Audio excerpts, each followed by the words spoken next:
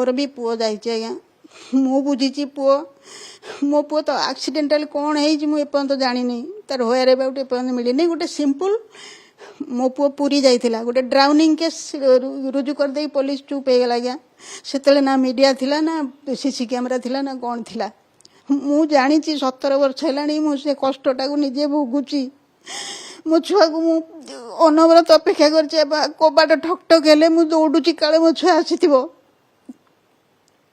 सी पुओ घर सारा दुनिया देखी कि छटपट कर छुआ को मारे सौम्य कहला जे पैसा दियंतिनी कौन 50,000 ना कौन एग्रीमेंट करके रखी थी आदौ पैसा दियंतिनी आ पछरे जो सौम्य गला शुणिली से कौन गंगवार को सीधा सड़क मना करदेला जे आ मोड़ी पारिबनी मालिश कर पारिबनी बोली जहाँ समस्ते कहउछन मते केबे कहि नाही ए कथा कोन जिम को से आस्तुले नाही मु जानिनी मु तांको आगुर काई तांको किए काई कि चिन्हिबा को जिवे आमे सौम्य को ही जानी समस्ते सौम्य को जानी जहाँ अभाव असुविधा जहाँ किसी ड्रबैक आम सौम्यर अटेंशन ड्र करूँ सी सांगे सांगे समाधान कर दूला आमको भाविबा को आउ दरकार पड़ला नहीं जे मालिक किए कौन किए क्राइम ब्रांच जेतु वर्तमान तदंत करुच्ची 18 जन को गिरफ कर सारे तो एबे भी तदंत जारी रही मीडिया आज्ञा मते जो बिजनेस प्रतिद्वंदिता आ सौम्य जो मना कला जीवन बोली मालिश करने चाकरी को छाड़देव बोली कहला साइमल्टानियस गोटे जिम एठी खोलिबो बोली कहला सेटा बोधे तापाई काळ हेची आ तांकर इगो को हट करिची जी आटाच अच्छा गंगाल हूँ कि मालिक हूँ इगो को हट करमिति पिटी पिटिकी मार जे कई आउ दुस्साहस करेनि आम विरुद्ध में किसी कहवाई यहीटा बोधे वर्तमान सिनारियो जो कहते जे जो ओम साथी थिला से कहते बात मारला फिट्स मारला कौन बात फात तार नाला आउ ओम जो साथी थिला शुणु आज्ञा ओम को मुझे देखी से भी गोटे ट्रेनर थिला लिपुन ओम आउ सौम्य 3 जन ट्रेनर थिले लिपुन बहुत बढ़िया पिला आउ सौम्य भी मु ओम सहित मिसिनी से कार्डियाक सेक्शन ने थिला मु जोग सेक्शन ने थिली मु जोग प्रैक्टिस करिया को जाउथिली ओम थरे ताकू गोड़ छुई की जुआर हबार मु देखिची ओम ताकू लिपुन 2 जन भितर ओम को बहुत केयर करथिला ताकू इवन सार्ट पैंट चौड़ी गंजी भी किणी देइछि बोली मु सुनुथिली ओम ताकू मामू मामू डाकुथिला गोड़ छुई की जुआर होथिला किंतु पछर कौन तांका भीतर है मुझे जानी ओम बाहरी गला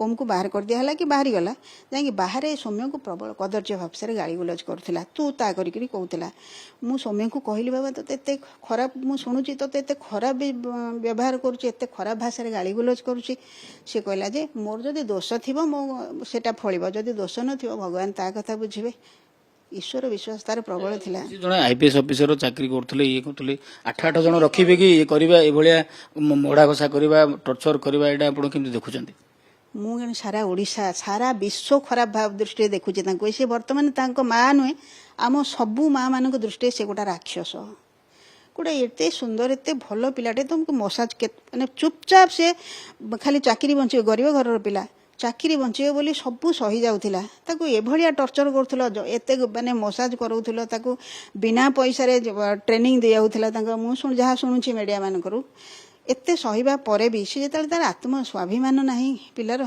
स्वाभिमान को बड़ी देकी जने चाकरी करिवो जने गोड़ घसीबो तार से सब बेले चाहूला कोठी गोटे पोस्टिंग हो जाऊ से पुलिस चाकरी करू ना से पुलिस हिसाब रे कांस्टेबल हिसाब रे अपॉइंटमेंट पाइतिला से कोन को प्राइवेट को मसाज कला वाला कि को चाकर हिसाब रे थिला कि एटा आपण कहंतु आपण खराब लागि न थांदा तो वर्तमान ताको सस्पेंड कराय छी आपण मन खुश सस्पेंशन जो गोटे ये नुह सस्पेंशन टा गोटे पनिशमेंट नुह आज्ञा आपण तांको अकाउंट को चेक करंतु तांको अकाउंट चेक करंतु से तांकर लीज एग्रीमेंट चेक करंतु आज्ञा जिम रे किसी इन्वॉल्वमेंट अछि दयाल गंगारंगर अछि बिजनेस से किसी इन्वेस्टमेंट करथिले आपण भाबुचंती निश्चित तांकर के गोटे सी बिजनेस तो सीधा सड़क कर परिबे नै ना गवर्नमेंट सर्वेंट तेणु से कहा थ्रू रे बिजनेस करथिले तांकर अकाउंट चेक कले आपण जानि परिबे तांकर लीज एग्रीमेंट चेक कले आपण जानि परिबे सेटा आगो चेक करो दिन लीज एग्रीमेंट सरी गला लीज एग्रीमेंट जदी सरीला हम ठारो एडवांस काई कि नैथिले शह शह पिला आमे एडवांस देइथिलु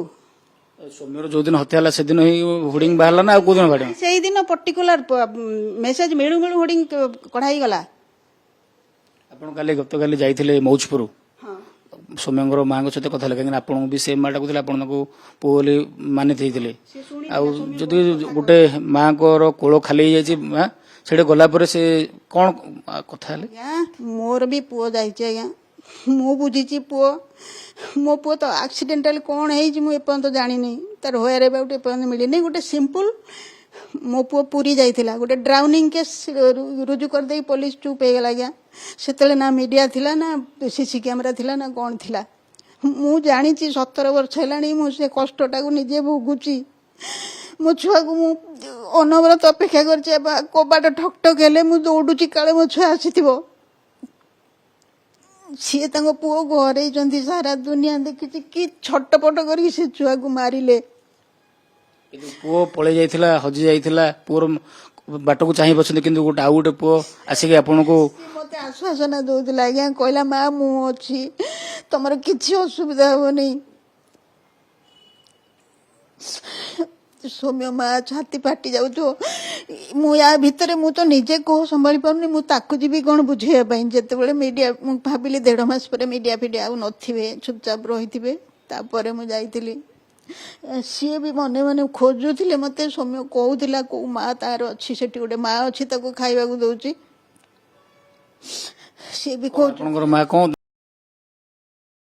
ପଚାରୁଥିବେ କ'ଣ ହେଇଛି? କାନ୍ଦିଲେ, ମୁଁ ବହୁତ ଖୋଜୁଥିଲି ଆପଣଙ୍କୁ, ସେ ଛାଡ଼ିଲେନି ମୋତେ, କହିଲେ ମୋ ପାଖରେ ରହ 3-4 ଦିନ ଏମିତି କହିଲେ। ତାଙ୍କ ଛାତି ଫଟା କାନ୍ଦ ଆଜ୍ଞା, କାହାକୁ ମୋର ତ ମନେ ପଡ଼ିଗଲା ମୋ ପୁଅ କଥା। ନିହାତି ଗୋଟେ ଯୋଉ ଭିଡ଼ିଓ ସବୁ ଭାଇରାଲ ହଉଥିଲା ଆପଣ ଦେଖିଥିବେ, କୋଉ ଭଳି ଭାବରେ ତାଙ୍କୁ ମାରୁଛନ୍ତି। ଆମେ ଯାହା ପୋଷ୍ଟମର୍ଟମ ରିପୋର୍ଟ ଦେଖିଲୁ, ତାଙ୍କ ଶରୀରର 22 ଜାଗାରେ ଆଘାତ ଲାଗିଛି। ମୁଁ ଦେଖିଲି ଯେ ମୋତେ କେହି ମାନେ ମୁଁ ଡିଲିଟ୍ କରି ଦିଆଗଲା ମୋର ମୋବାଇଲରୁ। ତାଙ୍କର ମୁଣ୍ଡ, ଦେହ, କାନ, ଗୋଡ଼ ସବୁ 22 ଜାଗାରେ ଆଘାତ ଲାଗିଛି। ବନ୍ଦ କରନ୍ତୁ ଆଜ୍ଞା, ଏମିତି ନୃଶଂସ କାମ ଖୋଦ ରାକ୍ଷସ ବି କରିବ ନାହିଁ। ତାକୁ ଯୋଉ ଛଟପଟ କରିକି ମାରିଛନ୍ତି।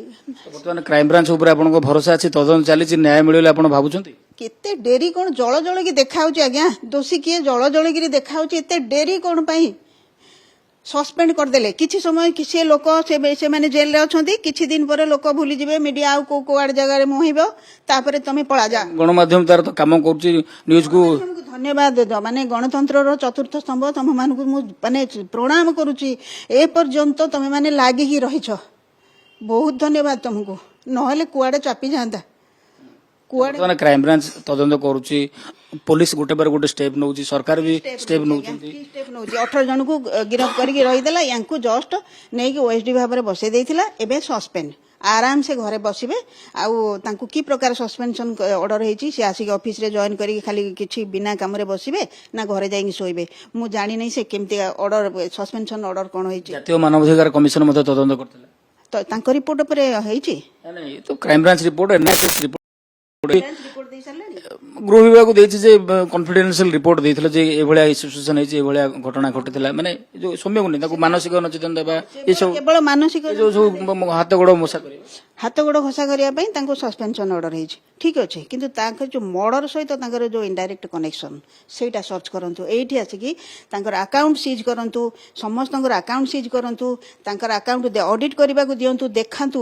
ସେଥିରେ ସମୟ କିଏ ମାନେ ସ୍ପେଶାଲ ପବ୍ଲିକରୁ ଜଣକୁ ନେଇକି ଯାଆନ୍ତୁ ସେ ଅଡିଟ୍ ଟିମ୍ ଭିତରେ, ସେ ଦେଖନ୍ତୁ କୋଉଠୁ ପଇସା ଆସିଛି। ସେ ଯୋଉ ଲୋକ କହୁଛି ଯେ ମୋ ଜିମ୍ ବୋଲିକି, ସେ ପଇସା କୋଉଠୁ, ତାଙ୍କର ସୋର୍ସ ଅଫ୍ ଇନକମ୍ କ'ଣ, ସେ କୋଉଠୁ କୋଉଠୁ କିଣିଲେ, ସେ ତାଙ୍କ ଇଣ୍ଟରଲିଙ୍କ ଅଛି କି ନାହିଁ, ସେଇଟା ଦେଖନ୍ତୁ। ଆଉ ତାର ସବୁ ବାହାରିବ ଆଜ୍ଞା। ତାପରେ ଯୋଉମାନେ ଗିରଫ ହେଇଛନ୍ତି ତାଙ୍କୁ କ'ଣ ପଚାରିଲେ ସେ କିଛି କହୁନାହାନ୍ତି, ଏଇଟା ଚୁପ୍ ହେଇକି ବସୁଛନ୍ତି। କ୍ରାଇମବ୍ରାଞ୍ଚ କ'ଣ କରୁଛି ଆଜ୍ଞା? ଆପଣ ଲାଷ୍ଟ ଅପିଲ କ'ଣ କରିବେ ସୌମ୍ୟକୁ ନ୍ୟାୟ ପାଇଁ? ମୋର କେବଳ ଗୋଟିଏ କଥା, ଓମ୍ ବାବା, ତମେ ବହୁତ ଛୋଟ ପିଲା, ତମେ ସତ୍ୟର ସାଥ ଦିଅ, ତମେ ମାନିଯାଅ। ତମକୁ କିଏ ଉସ୍କେଇଛି? ତମ ଭିତରେ ଏତେ ସାହସ ହେଇନଥିବ, ମୋର କାହିଁ ବିଶ୍ୱାସ। ତମେ ବି ଛୋଟ ପିଲା, ବହୁତ ଭଲ ଲାଗେ ମୋତେ ତମକୁ, ତମେ ଏଭଳି ଷ୍ଟେପ୍ ନେଇନଥିବ, ତମକୁ କିଏ ସେ ଇଞ୍ଜେକ୍ଟ କରିଛି।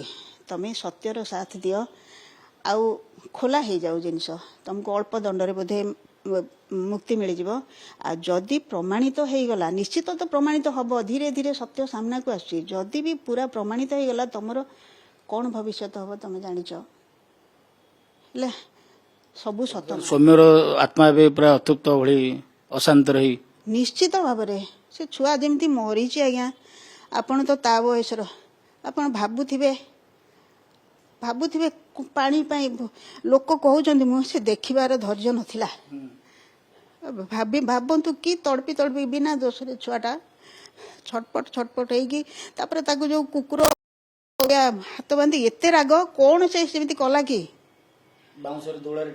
ଟେକିକି ଯୋଉ କୁକୁର ଭଳିଆ ନେଇକି ତାପରେ ପାକୁ କରୁଥିଲା। ସେ ଡ୍ରାଇଭର କହିଲା ପାଟି ପାକୁ କରୁଥିଲା।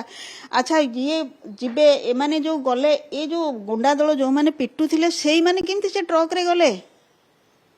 ପୋଲିସର ଟିକେ ଅବହେଳା ରହିଲା କାହିଁକି ନା ପୋଲିସ ଜାଗା ଉପରେ ପହଞ୍ଚିଛି କିନ୍ତୁ ପୋଲିସ ଯଦି ଗୋଟେ ଜଣେ ଆଇପିଏସ୍ ଅଫିସରଙ୍କର ବୋଲ ମାନୁଥିବ ସେ କଣ କରିବ ସେଠି? ବାଲିନ୍ଦା ଥାନା ପୋଲିସ ଘଟଣାସ୍ଥଳରେ ପହଞ୍ଚିଲା ତା ଉପସ୍ଥିତିରେ ବି ମାଡ଼ ହଉଥିଲା। ତାମାନେ ସିଏ ପୋଲିସ ନିଜେ ବଞ୍ଚିଲେ ବାପର ନା ଚାକିରି ବଞ୍ଚଉଥିବେ।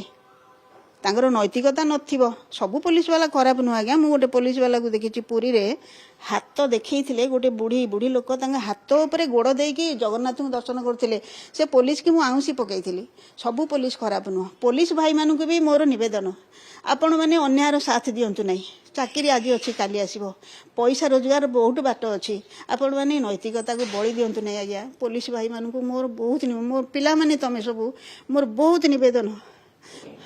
ଆପଣ ଶୁଣୁଥିଲେ ଜଣେ ମାଙ୍କର କାହାଣୀ ତାଙ୍କର ପୁଅ ବି କୁଆଡ଼େ ପଳେଇ ଯେମିତି ବାଟକୁ କହିଛନ୍ତି ଯେତେବେଳେ ସୌମ୍ୟ ଏଠି କାମ କରୁଥିଲେ ଜିମ୍ର ଟ୍ରେନର ଭାବୁଥିଲେ ସେ ବି ଏଠି ଯୋଗ କରିବାକୁ ଯେତେବେଳେ ସେ ଯାଉଥିଲେ ତାଙ୍କ ସହିତ ଜଡ଼ିତ ଥିଲେ ପରିଚିତ ଥିଲେ ସମ୍ପର୍କରେ ମଧ୍ୟ ବାନ୍ଧି ଯାଇଥିଲେ।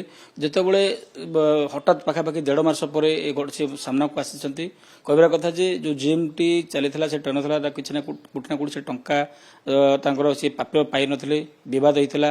ସେ ବି ଯାହାକି ସିଏ ବି ନିଜ ଅଭିଯୋଗ କରୁଛନ୍ତି ଏ ଅଞ୍ଚଳରେ ସେ ଜିମ୍ ଖୋଲିବା ପାଇଁ ଚାହୁଁଥିଲେ। ଅନ୍ୟପଟେ ସିଧାସଳଖ ମଧ୍ୟ ଆକାଉଣ୍ଟକୁ ଭେରିଫାଇ କରାଯାଉ ଯାଞ୍ଚ କରାଯାଉ କାହିଁକି ଦୟାଲ ଗଙ୍ଗୱାରଙ୍କର ଟଙ୍କା ଏଠି ଲାଗିଛି କି ନା ଏ କଥା ସେ ମଧ୍ୟ ସାମ୍ନାକୁ ବା ଅଭିଯୋଗ କରୁଛନ୍ତି। ସବୁ ଏଣ୍ଟାୟାର ଯଦି କନେକ୍ସନ ନା କନେକ୍ଟିଭିଟିକୁ ଯଦି ଯାଞ୍ଚ କରାଯାଉ ହୁଏତ ଆଉ କିଛି ତଥ୍ୟ ସାମ୍ନାକୁ ଆସିବ। କିନ୍ତୁ ବର୍ତ୍ତମାନ ଯିଏକି କହିପାରିବା ରାଜ୍ୟ ସରକାରଙ୍କ ପକ୍ଷରୁ ବଡ଼ ଷ୍ଟେପ୍ ନିଆଯାଇଛି ବଡ଼ ଆକ୍ସନ ନିଆଯାଇଛି। ତେବେ ଦେଖିବାର କଥା ଆଗକୁ କୋଉ ମୋଡ଼ ନେଉଛି ସୌମ୍ୟ ରଞ୍ଜନ ସ୍ୱାଇଁଙ୍କର ତଦନ୍ତର ଦିଗ କୁଆଡ଼େ ଯାଉଛି। କ୍ରାଇମବ୍ରାଞ୍ଚ 18 ଜଣଙ୍କୁ ଗିରଫ କରୁଛି। ଅନ୍ୟପଟେ କ'ଣ ଆକ୍ସନ ନିଆଯାଉଛି। ଭୁବନେଶ୍ୱର ଭିଡ଼ିଓ ଜର୍ଣ୍ଣାଲିଷ୍ଟ ପ୍ରଶାନ୍ତଙ୍କ ସହିତ ଅରୁଣ ସାହୁ OTV।